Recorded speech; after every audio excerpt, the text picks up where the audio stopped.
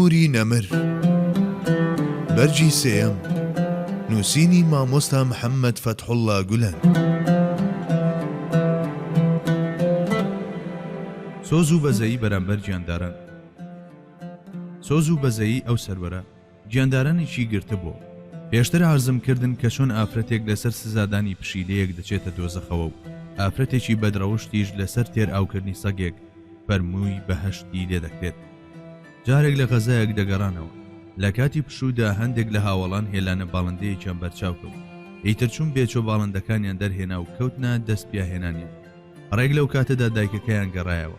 کاتێک بێچۆکانی بەدەستیانەوە بینی، بە سەزمانە شپرزە بوو کەوتە باڵەفڕکە بەسەریاندا. وەختێ پێغەمبەری خوا صلی الله علیه وسلم لەم حاڵەتە ئاگادار بووە، لە ڕادەبەدەر تووڕە بوو فەرمانیدا دەست بەجێ بێچۆکان بخرێنەوە نێو هێلانەکانیان. بەڵێ ڕەحمەتەکەی گیاندارانیشی لەخۆ گرتە بوو.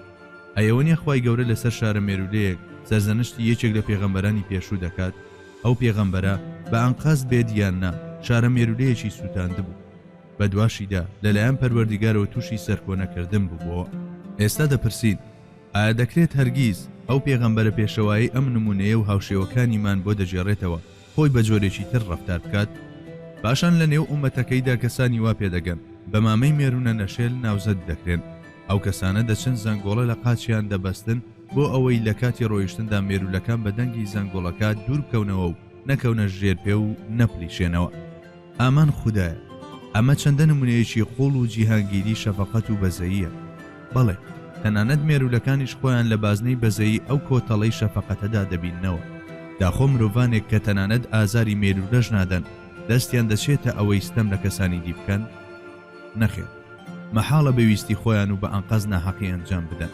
ئیبن عەباس ڕەزای خوای لێبێ بۆمان دەجێڕێتەوە، لەگەڵ پێغەمبەری خوادا دەچین بۆ شوێنێک کابرایەک مەڕێکی بەستە بووە و بەتەما بوو سەری ببڕێ. هەروە بە بەرچاوی مەڕی بەسە زمانیشەوە چەقۆکەی دەمەزار دەکردەوە. پێغەمبەرمان صلی الله علیه وسلم بە بینینی ئەم دیمەنە کابرای ئاگادار کردەوە و پێی فەرموو: ئەتورید ئەن تومیتەه مەوتات؟ کابرا، مەگەر دەتەوێت چەند جارێک بیکوژیت؟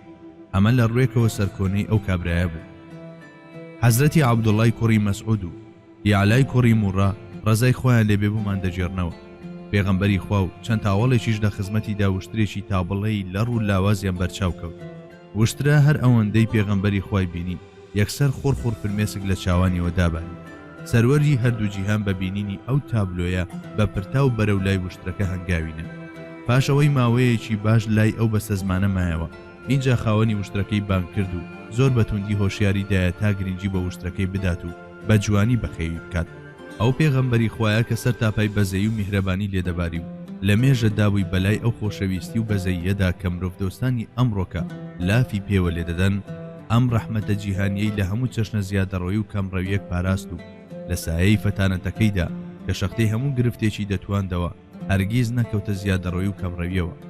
بەڵێ هیچ کات لە ژێرناوی لێبوردەییدا بە چاوی لێبوردنەوە نەیڕوانیوەتە هەڵە و تاوان و مۆڵگەی تاوان و خراپەکاری بنیاد نەناوە، چونکە زۆر جار باش دەیزانی کە ئەو لێبوردەیەی بە ناوی شەفەقەتەوە بەڕووی تاوانبارێک یاخود خاوەن ڕۆحێکی دڕندانەدا دەنوێنرێت پێشێڵکردنی مافی هەزارەها کەسی تری بێتاوانە. بەڵام دەبێ بە داخ و کەسەرەوە ئەوە بڵێم کە ئەو جۆرە ناحەقی و ماف خواردنەی لە ڕۆژگاری ئەمڕۆماندا ئەنجام دەدرێت لە ئاستێکدایە داوێتی بەلای هەموو چرخ و سەردەمەکانی پێشوودا. گەر خۆشەویستی و شەفەقەت هاوسەنگانە بەکار نەهێنران، ئەنجامگەلێکی وایان لێ دەکەوێتەوە نەتاک و نەکۆمەڵگەش نەتوانن لە ڕوویدا بوەستنەوە.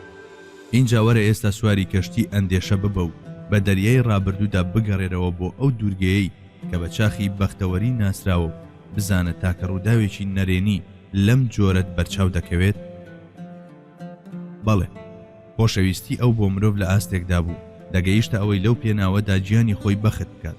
هاوچێشکردنی جارجارەی قورئانی پیرۆزیش باڵگەیە لەسەر ئەمە. ئەوە تا قورئانی پیرۆز دەفەرموێت: فلعلك باخع نفسك على آثارهم إن لم يؤمنوا بهذا الحديث أسفا. لداخو خفتي أوي باور بم قرآن ناهێنن ئەوەندەی نەماوە خۆت لەناو ببەیت. ئەی مەگەر ئەو دەمەی کەشی نبووەت دەستی کرد بە باڵکێشان بەسەر کەسایەتیەکەیدا ئەو خۆی لە ئەشکەوتێکدا بەند نەکرد بوو سروەی وەحیش بۆ یەکەم جار هەر لەوێدا بەسەریدا هەڵی نەکرد کەوا بێ ڕێبازی ئەو ڕێبازی خۆشەویستی مرۆڤ بوو ژیانی خۆیشی بۆ ئەو ڕێگەیە تەرخان کردبوو.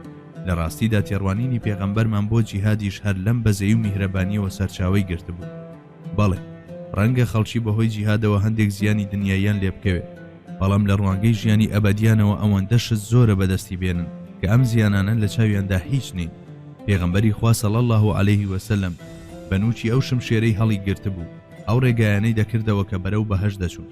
ئەمەش خۆی لە خۆیدا مەودایەکی تری بە ڕەحمەت نێرداوەکەی بوو بۆ هەموو جیهانیان. ئارامگری. ئەو سەروەرە نازدارە هاودەم لەگەڵ فەتانەتەکەیدا ئارامگریشی لە شوێنی خۆیدا و ئاوێتە بە یەکتر بەکاردەهێنا. لە سایەی ئەمەشدا زۆرێک لەو لووتکە سەرکەشانەی واگومان دەبرا بڕینیان ئەستەم بێ کەوتنە ژێر پێ و زۆرێکیش لەو دڵە ڕقانەی وەک شەختە سەهۆڵ وابوون و ئەو ڕۆحانەشکەوا لە بەستەڵەکیان دەکرد لە بەرامبەر ئەو خۆری سەبر و ئارامیەدا توانەوە و شەربەتاوی هیدایەتیان نۆشی. ئەوە ئەبو سوفیان و ئەکریمە و چەندین کەسی دیش. ئاخر ئەگەر ئەم چەشنە سەبر و خۆڕاگریەی سەروەری ئازیزمان نەبوایە چێ چاوەڕێی دەکرد ئەم کەسانە بێنە ناو ئاینی پیرۆزی ئیسلامەوە. بەڵێ ئەو ڕەحمەتە لیلعالەمینە هاوسەنگی ڕەحمەتەکەشی بەڵگەیەکی تری فەتانەتەکەیەتی.